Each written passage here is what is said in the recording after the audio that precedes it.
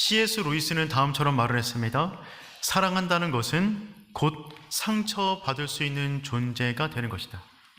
사랑한다는 것은 곧 상처받을 수 있는 존재가 되는 것이다. 사랑하는 사람은 사랑하는 사람 앞에서 자신을 의심 없이 개방합니다. 가장 연약한 모습으로 사랑하는 대상 앞에 서 있는 것입니다. 그런데 모든 사람은 다 가시가 나 있기 때문에 자기를 온전히 개방하면 그 가시에 찔릴 수밖에 없어요. 그래서 사랑하는 사람에게 도리어 더 큰 사랑의 상처를 받는 것이죠. 우리는 계속해서 아브라함의 인생을 살펴보고 있습니다. 그런데 아브라함의 인생은 아브라함만의 인생이 아닙니다. 아브라함의 인생은 사레의 인생도 되는 것이죠.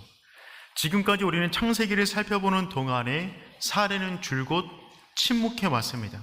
말 한마디 없이 10년의 세월을 함께 왔어요. 그리고 오늘 본문에서 사레는 10년 만에 참다 못해 말을 하기 시작합니다. 그리고 사라의 말 한마디는 아브라함 가정 가운데 전혀 예상하지 못한 어려움을 안겨주게 되었어요. 오늘 우리는 믿음의 부부라고 불리는 아브라함 사레, 그 가정의 모습을 살펴보므로 이 땅 가운데 아름다운 가정을 어떻게 만들어가는 것인가, 그 내용을 함께 나누기를 원합니다. 첫 번째는 이것입니다. 아름다운 가정은요, 하나님의 약속에 대하여 불안해하지 않는 가정입니다. 아름다운 가정은 하나님의 약속에 대하여 불안해하지 않습니다. 우리 1절 말씀 함께 읽어보겠습니다. 아브라함의 아내 사레는 출산하지 못하였고 한 여종이 있으니 애굽 사람이요 이름은 하갈이라. 사레는 10년 동안 정말 침묵으로 함께 했습니다. 그리고 이제 아브라함의 나이가 85세가 되었고 사레의 나이는 75세가 되었어요. 그러니 이제 사레의 나이가 아브라함이 갈대아 우르를 떠날 때의 나이가 된 것입니다. 75세가 된 것이죠. 여러분, 믿음으로 출발한 지 10년이 지났습니다. 10년이면 강산도 변한다 합니다. 여기서 10년이라는 이 숫자는 히브리인 가운데 굉장히 상징적인 숫자이죠. 완전수를 말하는 것입니다. 즉 10년의 기다림은 참을 만큼 참았다 라고 하는 시간이 되는 것입니다. 기다릴 만큼 기다렸다. 이제 사레는 더 이상 기다릴 수가 없는 내적 상태가 된 것입니다. 10년간의 기다림은 사레에게 수치심을 안겨주었습니다. 이 당시 여인이 아이를 못 낳는다는 것은 고통을 넘어서 수치스러운 일이었어요. 아이가 없는 것은 아브라함보다 사라에게 더 큰 수치감이었을 것입니다. 더군다나 들리는 사람들의 이야기, 격려한다고 말하는 사람들의 이야기가 사라의 마음을 더욱더 아프게 했어요. 좋은 소식 없나요? 횃불 언약도 맺었다면서요. 별처럼 많게 해주겠다고 약속도 하셨다면서요. 특별한 소식 없나요? 이런 이야기를 10년째 듣다 보면 누구나 다 그 기다림에 질려버리게 되는 것이죠. 사레의 수치심은 그녀의 죄책감을 자극합니다. 수치심을 안고 오래 살면 누구나 다 죄책감의 감정에 빠질 수밖에 없어요. 자녀를 갖지 못하는 것이 혹시 나 때문은 아닐까? 모든 부모님은 가정 가운데 어려움이 생기면 나 때문에 그런 것이 아닐까라고 하는 그 마음이 드는 것이죠. 사레는 어쩌면 하나님께서 남편 아브라함에게 엄청난 약속을 주셨는데 나 때문에 그 약속이 못 이루어지는 것은 아닌가라고 하는 그 죄책감이 들었던 것입니다. 그 죄책감이 든 마음은 조급하게 되고 조급한 마음은 섣부른 행동으로 이어지게 됩니다. 우리의 조급한 마음은 설익은 행동을 낳게 만들게 되는 것이죠. 한 사람의 외적인 모양을 보면, 그분이 선택하는 모습을 보면 그것은 결국 그 사람의 내적 상태를 보여주는 것입니다. 반석과 같은 믿음, 흔들림이 없는 믿음은 흔들림이 없는 행동으로 이어집니다. 반면 불안한 마음은 불안한 섣부른 행동을 만들어내는 것입니다. 10년간의 기다림은 수치심을 자극했고 수치심은 죄책감에 들게 했고 죄책감은 조급하게 만들며 섣부른 행동으로 이어지게 만들었다는 것입니다. 그러니 사랑하는 성도 여러분, 하나님의 약속에 대하여 흔들림이 없기를 축복합니다. 아름다운 가정은 저절로 만들어진 것이 아닙니다. 아름다운 가정은 반드시 하나님의 약속과 응답 사이에 그 기다림을 통하여, 그 기다림의 시간을 통하여 만들어지는 것입니다. 그래서 하나님은 기다림의 시간을 우리에게 주셔서 우리 스스로 우리가 누구인지를 보게 하시고 그 우상들을 무너뜨려 주시고 우리를 아름다운 사람으로 만들어 가시는 것입니다. 그래서 주님을 앙망하는 자, 주님을 기다리는 자에게는 날마다 새 힘이 공급되는 것이죠.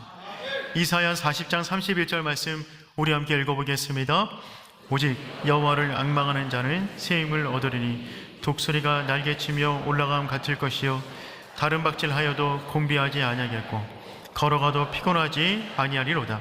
아멘. 오직 여호와를 앙망하는 자는, 앙망하다라고 하는 이 말은 단순히 바라봄이 아니라 간절한 기다림을 뜻하는 단어입니다. 간절히 기다리며 주님을 바라보고 있는 것입니다. 마치 팽팽한 줄을 당겨놓아 나의 마음을 하나님께 고정시켜 그 긴장감을 가지고 하나님을 간절히 기다리는 마음이 앙망하다라는 단어가 되는 것입니다. 그 앙망하는 자에게 새 힘을 주겠다라고 말씀하셨어요. 여기서 말하는 새 힘은 내 안에 있는 힘을 말하는 것이 아닙니다. 힘이 없었다가 힘이 사그라들었는데 그 힘을 다시금 복돋는 것이 아니라 새 힘은 갈아엎다라는 의미를 갖고 있어요. 갈아입히다. 즉 하늘로부터 공급되어지는 내 힘이 아닌 하늘의 공급을 경험하게 된다는 것입니다. 그래서 어떤 일을 경험하게 되는 것이냐면 독수리 날개치며 올라간 같을 것이요 인생에 수많은 문제가 있지만 문제 가운데 함몰되지 아니하고 비상하는 힘을 기다리는 자의 가운데 주시겠다는 것입니다. 또한 다른 박질하여도 곤비하지 아니하고 걸어가도 피곤하지 아니하리로다. 인생을 살다 보면 달릴 때가 있습니다. 질주해야 될 때가 있어요. 또한 터벅터벅 걸어가야 할 때도 맞이하게 됩니다. 그런데 그때가 언제든지 간에 다른 박질을 하든 걸어가든 하나님께서 그 모든 길을 완주할 수 있는 힘을 공급해 주시겠다는 것입니다. 언제 그 힘을 공급받는다고요? 기다리는 순간에, 간절하게 기다리던 그 순간에 우리의 내면은 더욱더 단단해지고 응집되고 하나님께서 원하시는 그 힘을 공급받는 놀라운 은혜의 시간이 된다는 것입니다. 그러니 사랑하는 성도 여러분, 기다림의 시간을 믿음으로 채울 수 있기를 축복합니다. 두 번째, 어떤 가정이 아름다운 가정일까요? 하나님의 말씀을 자의적으로 해석하지 않는 가정입니다. 아름다운 가정은요, 하나님의 말씀을 자의적으로 해석하지 않습니다. 하나님의 약속을 기다리다 지친 사례는 하나님의 약속의 말씀을 자의적으로 해석했어요. 하나님을 믿는데 말씀을 자기 주관대로 해석하는 것입니다. 우리 2절 말씀 함께 읽어보겠습니다. 사레가 아브라함에게 이르되 여호와께서 내 출산을 허락하지 아니하셨으니 원하건대 내 종에게 들어가라. 내가 혹 그로 말미암아 자녀를 얻을까 하노라 하매 아브라함이 사레의 말을 들으니라. 여러분, 첫 번째 사례는 이처럼 말을 합니다. 여호와께서 내 출산을 허락하지 아니하셨으니. 여러분, 이 말은 맞는 말입니까? 틀린 말입니까? 둘 다예요. 맞으면서도 틀린 말입니다. 먼저 이 말은 맞는 말이에요. 사례는 분명히 말하고 있습니다. 내가 임신하지 못한 것은 하나님께서 주시지 않았기 때문이다. 즉 하나님이 주시면 나에게는 자녀가 있겠다라고 고백을 하는 것입니다. 그런데 이 말을 사례는 완료형으로 말했어요. 주시지 않으셨다. 완료형입니다. 끝났다는 말입니다. 이것은 틀린 해석이에요. 그 앞에 단어 하나를 넣는 것이 맞습니다. 아직. 하나님이 아직 자녀를 주시지 않은 거예요. 주지 않았다 그러면 모든 게 끝난 것입니다. 하지만 아직 주시지 않았다면 기다리면 될 문제입니다.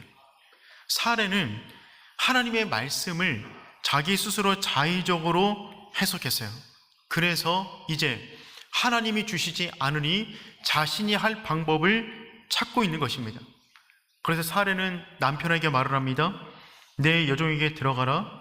내가 혹 그로 말미암아 자녀를 얻을까 하노라. 여러분, 이 방법은요, 고대 근동사회 가운데 아무런 거리낌이 없는 방법이었어요. 일반적인 관습입니다. 더군다나 그 당시는 일부 다처제였어요. 더군다나 종을 통하여 아이를 낳으면 그 아이는 그 여주인의 아들이 되는 것입니다. 그게 일반적인 문화였어요. 더군다나 하나님께서 이때까지 아브라함에게 아브라함을 통하여 자녀를 주겠다고 말씀하셨지 사레를 통하여 주겠다고 말씀하지 않으셨습니다. 그러니까 이 말씀을 한번 꼬우면 결국 아브라함과 하갈을 통해 낳는 것이니까 그것도 맞지 않을까요? 아멘이 안 나서 감사합니다. 지금 오늘 본문 가운데 등장하는 사라의 모습은 정확히 제2의 하와의 모습을 보여주고 있습니다. 하와가 에덴 동산에서 하나님의 말씀을 왜곡하여 아담에게 말을 합니다. 그리고 사레가 하나님의 약속을 왜곡하여 아브라함에게 말을 하고 있어요.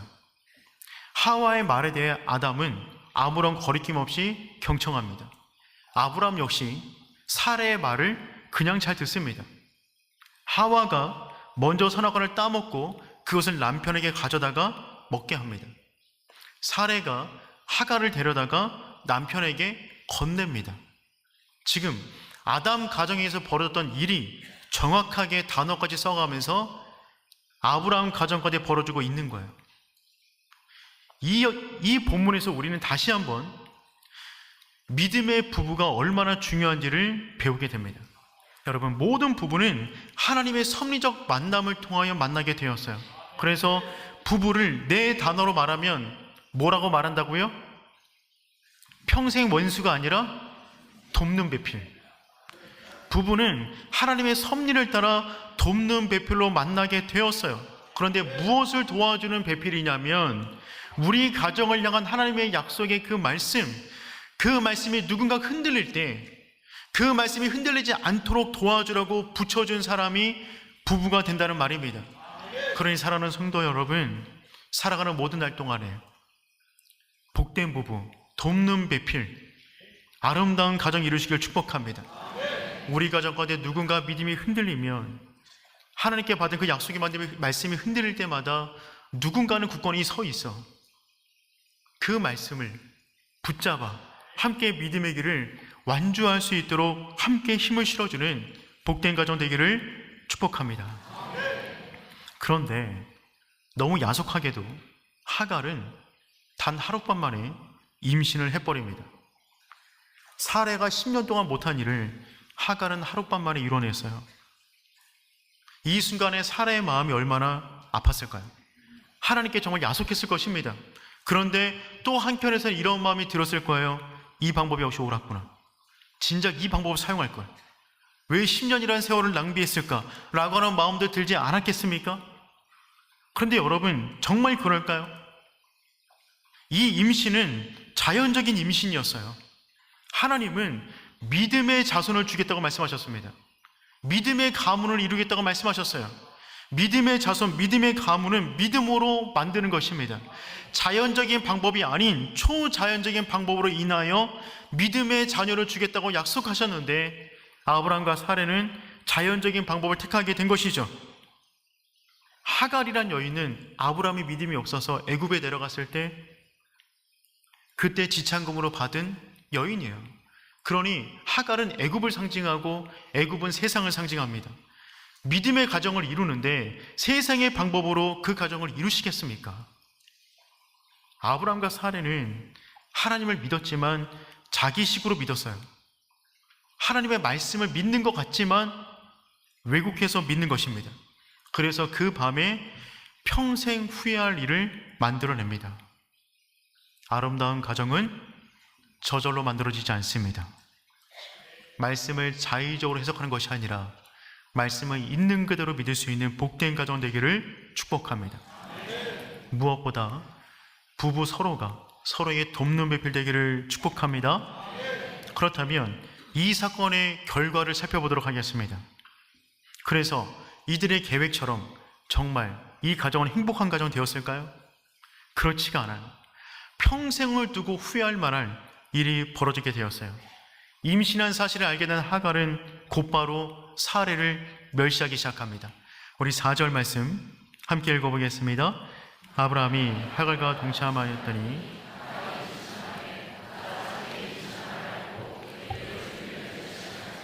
그렇죠. 최선의 방법이라고 여겼던 그 방법이 결국 최악의 결과를 낳게 된 것입니다. 첫 단추를 잘못 넣었는데 나머지가 잘 될 리가 없는 거잖아요. 죄는 항상 관계를 망가뜨려요. 망가뜨리는데 그 속도가 굉장히 빠릅니다. 하갈은 임신한 사실을 알자마자 사례를 멸시하기 시작해요. 그래서 멸시하다라고 하는 단어는 단순히 가볍게 보다가 아니라 저주하다라는 의미를 갖고 있습니다. 나는 임신이 제일 쉬운데 당신은 왜 그랬냐고. 이제는 주인의 아이를 낳아주는 것을 넘어서 안방을 차지하려고 하는 것입니다. 결국 하나님의 사람이 하나님의 일을 감당한다고 하면서 세상의 방법으로 그 일을 감당하면 하나님의 사람은 세상의 사람들에게 모욕을 당하는 것입니다. 하나님의 사람은 살아가는 모든 방법 역시 하나님의 방법이어야 되는 줄 믿습니다. 아브라함 부부는 이 순간에 문제를 해결하기보다는 서로에게 책임을 전가하고 있어요. 5절 말씀 읽어보겠습니다. 사레가 아브라함에게 이르되 내가 받는 모욕은 당신이 받아야 옳도다. 내가 나의 요종을 당신의 품에 두었거늘 그가 자기의 임신함을 알고 나를 멸시하니 당신과 나 사이에 여호와께서 판단하시기를 원하노라. 지금 사레는 말을 합니다. 내가 받은 모욕은 당신이 받아야 옳도다. 다시 말하면 이거 전부 다 당신 책임이지 않습니까? 라고 말을 하는 것입니다. 당신이 그렇게 하갈을 살갑게 대하니까 저 하갈이 도도하게 기고만장하게 저렇게 나를 무시하는 것이 아닙니까? 라고 지금 쏟아붓고 있는 것입니다. 어떻게 사례가 10년 동안 침묵할 수 있었는지 오늘 본문의 말씀 보면 좀 의아하기도 합니다. 아브라함은 조금 전에 318명을 데리고 북방 연합군을 이기고 온 대장군이에요.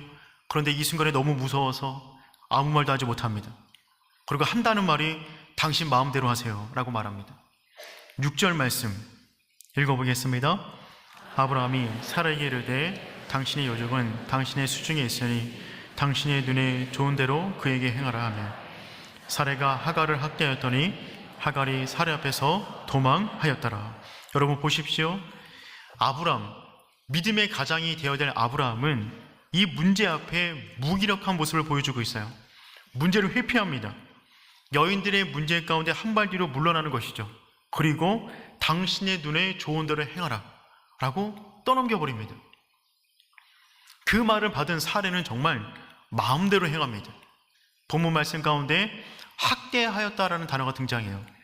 이 단어가 아나라는 동사를 쓰고 있는데 이 단어는 출애굽기에 빈번하게 등장하는 단어입니다. 어느 상황에서 등장하냐면 출애굽기에 이스라엘 백성이 애굽의 종이 돼요. 그 밑에서 학대를 받을 때 나온 단어가 이 아나라는 단어인데 지금 어떤 상황이 벌어진 것이냐면 사레의 자손들이 애굽 땅에 들어가 이제 종이 되어 학대를 받기 이전에 사레가 애굽 여인 하갈을 그처럼 학대를 한 것입니다. 엄청난 반전이 몇백 년 이후에 역으로 일어나게 되는 것이죠. 학대를 준 만큼 학대를 받는 사건이 벌어지게 되는 거예요. 그 학대가 얼마나 심했는지 임산부가 이 집에 있다간 죽겠다 싶어서 광야로 뛰쳐나갑니다. 여러분, 광야가 살기 편하겠습니까? 집안이 편하겠어요? 그럼에도 불구하고 광야로 도망치지 않으면 너무 힘드니까 하갈은 집 밖으로 나가버립니다. 그리고 얼마 안 있어 이스마엘을 낳게 되는데 그 이스마엘은 지금까지도 이스라엘과 안 좋은 대치관계로 있는 것이죠. 그러니 사랑하는 성도 여러분, 하나님의 말씀을 자의적으로 해석하지 마십시오. 아름다운 가정은 저절로 만들어지지 않습니다. 오랜 기다림의 시간을 통하여 그 시간을 통과하여 내면이 단단하게 만들어진 가정, 그 가정이 아름다운 가정이 되는 것이죠. 그런데 오늘 본문에서 정말 중요한 사항은 무엇이냐면 이처럼 아브라함 가정 가운데 가장 큰 위기가 벌어지는 이 상황 가운데 하나님은 여전히 침묵하고 계신다는 것입니다.